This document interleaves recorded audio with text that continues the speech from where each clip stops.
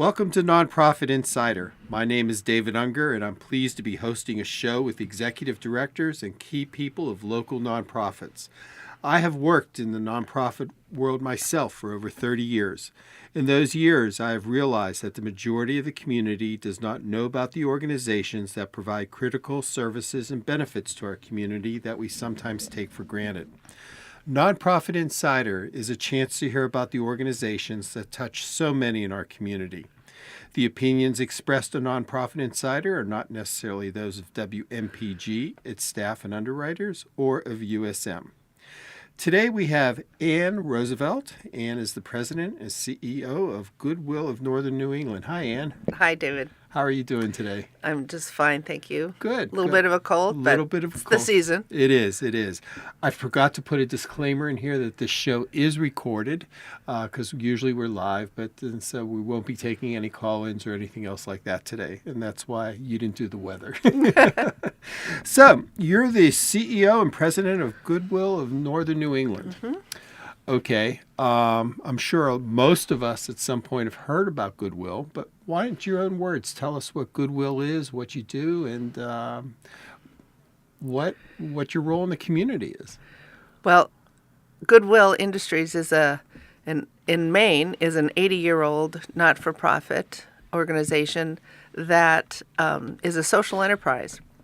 From its beginning, it employed people and created revenue that then funded the social programs that they sponsored, all focused on helping people with challenges in their lives to find jobs and keep jobs.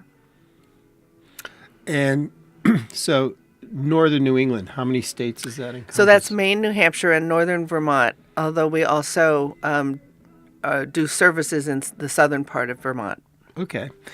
So you're fairly new at this position, aren't you? I am. Yeah.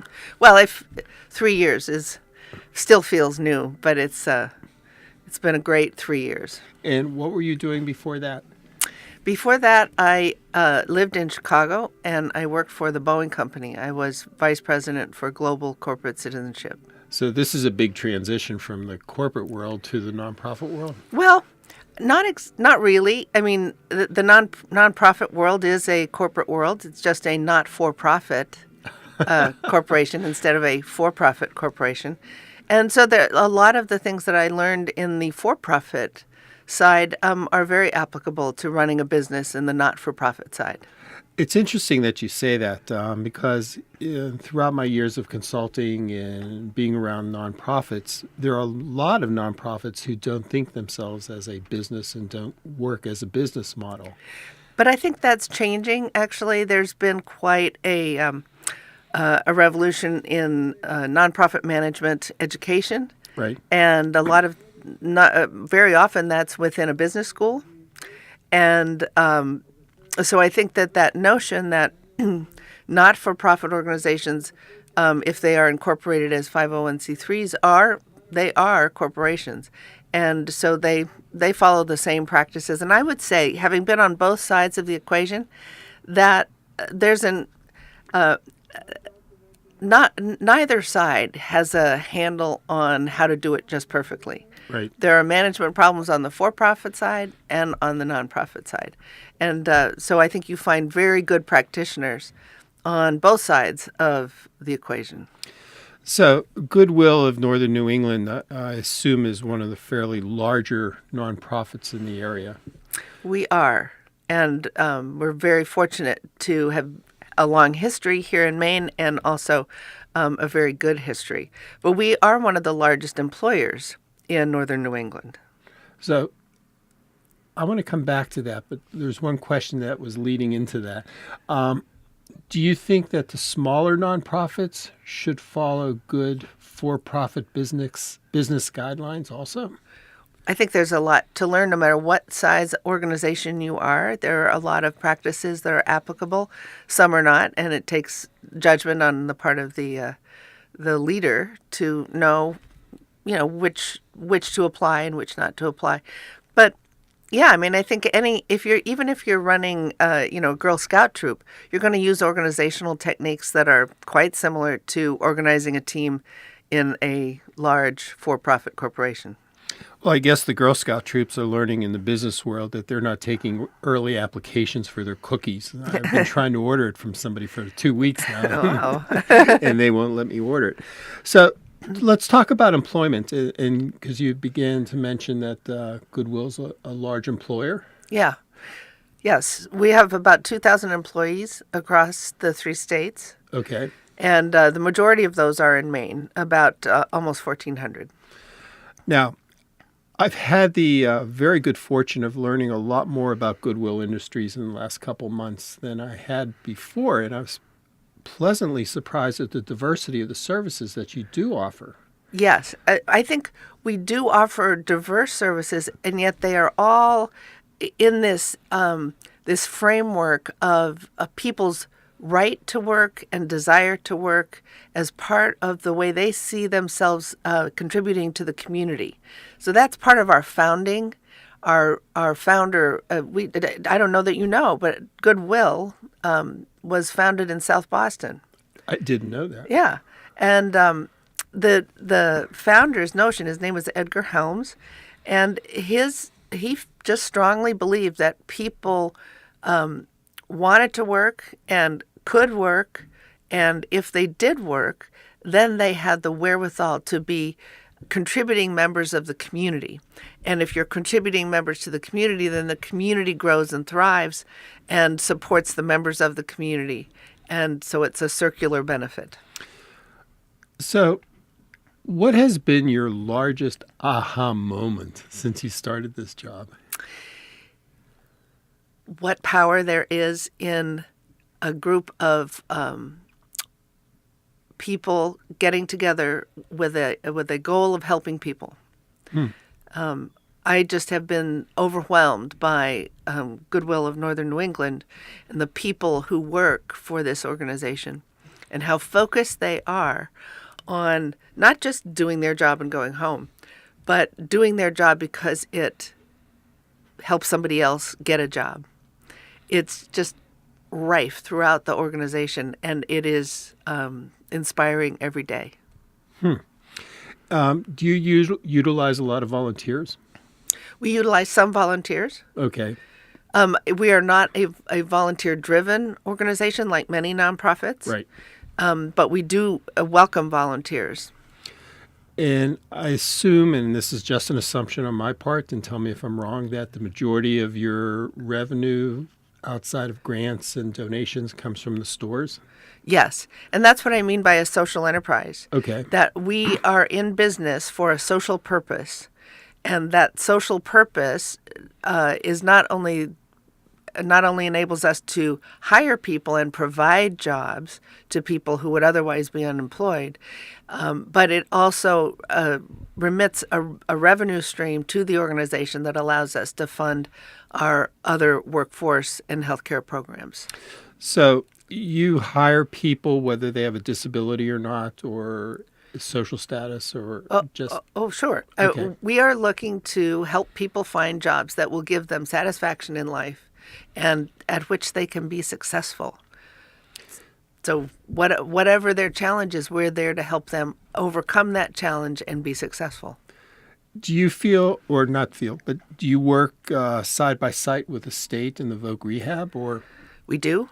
where you have your own job coaches and things like that? We do, but we partner with Voc Rehab and with other organizations in whatever location, whether it's here in Portland or in other cities. Okay. I was just thinking, so if the stores are your largest social enterprise, how do you begin translating that into... Can you give us maybe a scenario of how somebody moves through the system of coming into your offices and say, I'm looking for work? Well, we have workforce locations Okay. at a number of places, and so if somebody sees a posting and they come in and just apply for a job, it's like applying Okay. for any other job. If they're in one of our programs, our day programs, our residential programs, our brain injury programs, and they get to the point where, excuse me, they're ready for work. We then can put them internally into the system so that they can find a job that is appropriate for their skills. Okay. I think we're about ready for our midpoint identifier. And every week at this point, besides giving all the necessary stuff that we have to recite, I give our trivia question. So now you start coughing. Yeah, sorry. That's okay.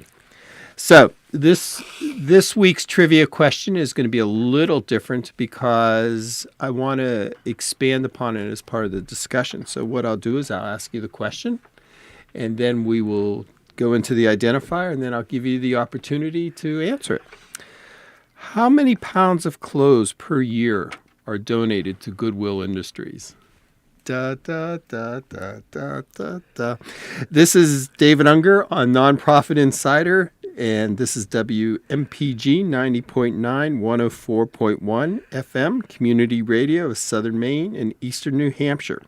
Today we have Ann Roosevelt, President and CEO of Goodwill Industries of Northern New England. So I asked the trivia question, how many pounds of clothes per year are donated to Goodwill Industries? I have to tell you, if this was TV, you would see that Ann brought Jane with her, Jane Driscoll, and Jane's giving her sign language to help with the trivia question here. It's a team sport. It's a team sport. So, how many pounds are donated to Goodwill? 43 million Okay. tons. Tons. Okay. Pounds. Okay. 43 million pounds. I took off the Goodwill Industries annual report in 2012, okay, that 2.6 billion pounds of clothes were donated. That's a lot of clothes. Yeah, So it is. when I was reading to find out about the trivia question, I learned a lot about the process of donating clothes. And it's not as cut and dry where you would go in, you donate the clothes, and then you go through and sort it and you put it on the shelf. There's a process where some of it actually leaves the store. It's recycled and put into refibers. Yeah, there's a life cycle, for donated goods that is part art and part science. Okay. But the idea is to maximize the value of each item that is donated. So when something comes into the donation door, it is then sorted and categorized. So is it ready to be sold? We take anything. We take things in all kinds of condition, but we don't resell everything that if it's not in really good condition. That's part of our responsibility for the customer. So if it's not able to be sold, then it goes into a chain of evaluation in terms of its recycling potential. What else can it be repurposed and used for? Or how else can it be recycled? If it goes onto the floor and is hung on a rack and it doesn't sell, there's a kind of science to moving it through the store. And if it doesn't sell, then it goes into a further process to make sure that item is used somewhere purposefully. It is an art and a science combined. I've been asking all my guests over the last couple of weeks about a statement that Governor LePage made right after he was reelected, where he said that Maine nonprofits don't pay their fair share and they are takers, not givers. I'm sure you've heard this by now. What are your thoughts about that? Well, I think that the governor was referring to a kind of a narrow issue of revenue. And what I know, though, is that I know that this governor has very good personal experience with nonprofits. And I know, for instance, that his administration just recently has asked Goodwill to partner with the state to help solve a problem involving some Maine residents who have brain injury and have not been served adequately. And so he came to us, or the administration came to us to help solve a problem. So I think that, that he would agree that nonprofits play an important role in what makes our communities tick and what gets a lot of the work done that otherwise the state would have to provide. Right. It is a mixed message, and so sometimes things are taken out of context, but you really have to look at the whole piece of it. You've mentioned some other components of Goodwill that some people may not know about. Can you describe some of those programs? Well, as we've talked about, most people know about our retail stores, right. And most people know that we hire our clients in our stores. And what they don't know is perhaps that we have 2 large brain injury clinics in Maine, one in Portland at Bayside on Washington Avenue and one in Lewiston. And these are clinics that work with people who've had acquired brain injuries. So a lot of are vets or people who have sports accidents or car accidents and or slip on the ice and have a brain injury that changes their lives. And these clinics help them to understand their condition and to retrain themselves so that they can recover a useful and enjoyable life for themselves and their families. A lot of people don't know that we do that. Right. And again, the goal of getting them back in the employment force? Exactly. Okay. Yep. And what's another one?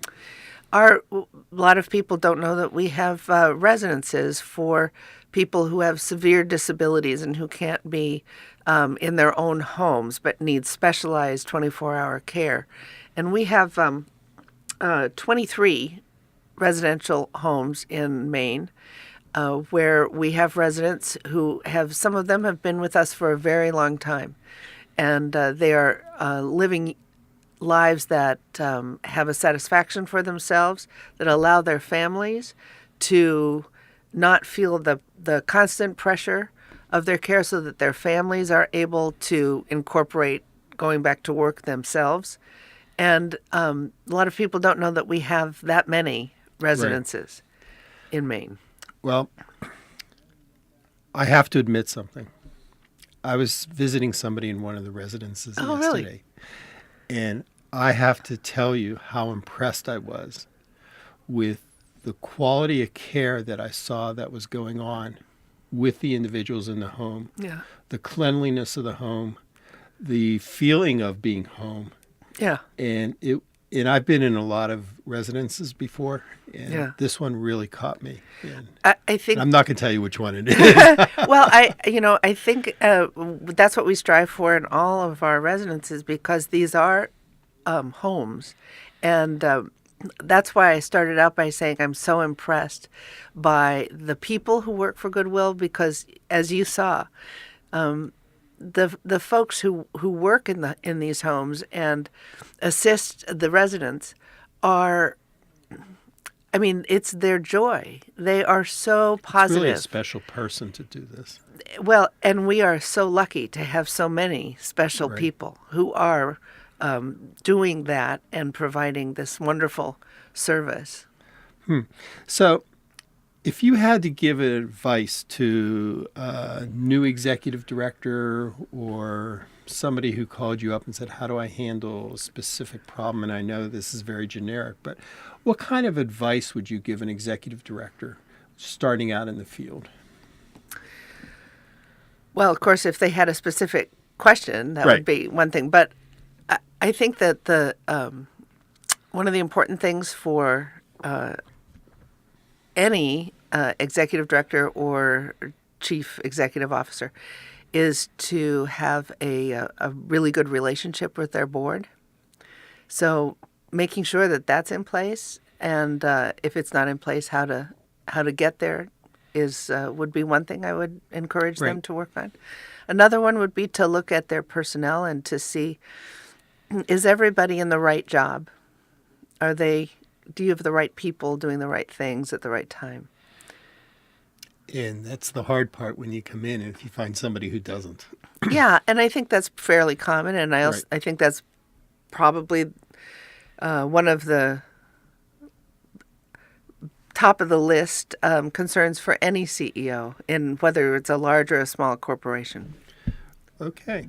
Do you have any questions for me? I've been asking you a lot of questions. Well, tell me what you think are the impressive not-for-profit organizations in Maine. What do I think the impressive nonprofit?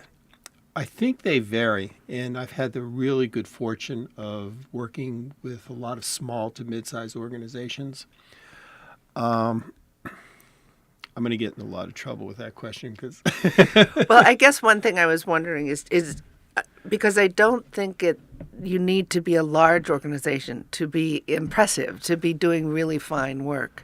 right, And I think we have a lot of small organizations, and the question of merger is one that's always difficult for Right. small organizations. And sometimes I think that it's appropriate, and sometimes I think it's not. Because absolutely. sometimes you just need a small and nimble organization to do a particular thing. Absolutely. In the risk of getting nailed on this, I'm going to say that the Community Bicycle Center in Biddeford Oh, is probably one of the most dynamic small organizations that I've had the opportunity to work with. terrific. The executive director, Andy Grief, he walks down the street and the kids just yell out the windows, "Hi, Andy." I mean, he's the Pied Piper. Yeah. I mean, it's just wonderful. I've been working lately with a lot of land trusts, so I think the land trust community itself is doing a lot of good work. Yeah, so important in Maine. Absolutely. Yeah. So I just think that, there's a lot of really good nonprofits here in Maine. Yeah. And, Yeah, I think there are. But I think that more of them need to take the business model that you've been talking about and really explore that model and to understand that they are running a business. Yeah. When even the fundraising component of it is a business component of you're selling a vision. Yeah, it is. It is. And a lot of nonprofits don't get that. And that's been a very big frustration on my part. Yeah, but I would hasten to say there are some for-profits that don't get it either. I mean, look at the crisis we have come Right. through. So I don't like to dump on not-for-profits as not knowing what they're doing, because they do, Absolutely. and they run wonderful organizations and are so important to the fabric of our society that I think we just should have an attitude of let's work together to learn how to do it better. Yes. And I hope you didn't take it that I was dumping on any of the No. nonprofits. But that's common. You hear Right. that a lot. And as having worked in a number of nonprofits, being on the inside and somebody tells you need to, you got to run this like a business, and you say, I am running this like a business, and let's take a look at your business. Right. But it's, when you are running a social enterprise that has this component of a revenue producing arm, you don't get that quite as much. So that's Right. been a relief. One of the things that I find is that nonprofits, I look at a nonprofit almost like a shopping mall where you have one or two anchor stores, which are your anchor programs, and they should be generating enough revenue to support some of the smaller programs or smaller stores that people just happen to come to the mall for.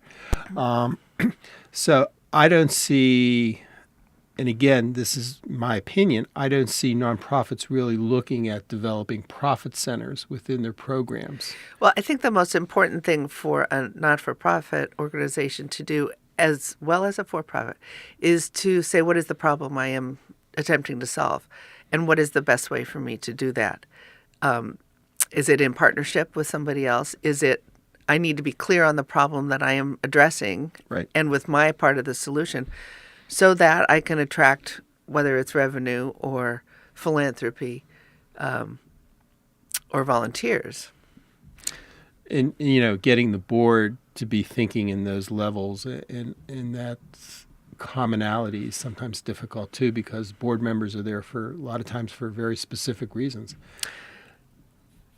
Yes. I think we are very lucky to have a wonderful board who really gets who we are. Right. And it is the best board I've ever had. I was working with this one organization, and we found out by accident that we had an $80,000 surplus on a $400,000 budget. So we were wondering where our cash was going. So we finally found this, and I came back to the board and said, so here's our plan to cut X, Y, and Z out of the budget so we can move forward. Well, we can't do that because my mother's in the senior program. We can't do that because my kid's in the nursery school. So, we had to figure out an alternative. And they wrote the checks to make it happen. But yeah, well, that's the answer. Right. Well, this is great. I'm really glad you were able to come in, and thank you for coming in. Thank you, even with David. the cold. Hopefully this was beneficial to our listeners. Next week, we have a special Nonprofit Insider. We have a panel of 2 plus me, nonprofit consultants that will provide their honest and straightforward feedback of the nonprofit community and some of the things that they're finding in the nonprofit world. The music appears courtesy of Mike Hubbard. You can find Mike's music on www.michaelhubbardmusic.com. Check out Mike's website to see where he's playing this weekend. Thanks to Deb Danger, NPI's executive engineer. You can catch Deb on Morning Street, Fridays at 6:30 a.m. If you know of a nonprofit that should be on the show, please email me at npi@davidunger.net. And past shows are archived at www.tcmgr.com, NP Insider tab. Until next week.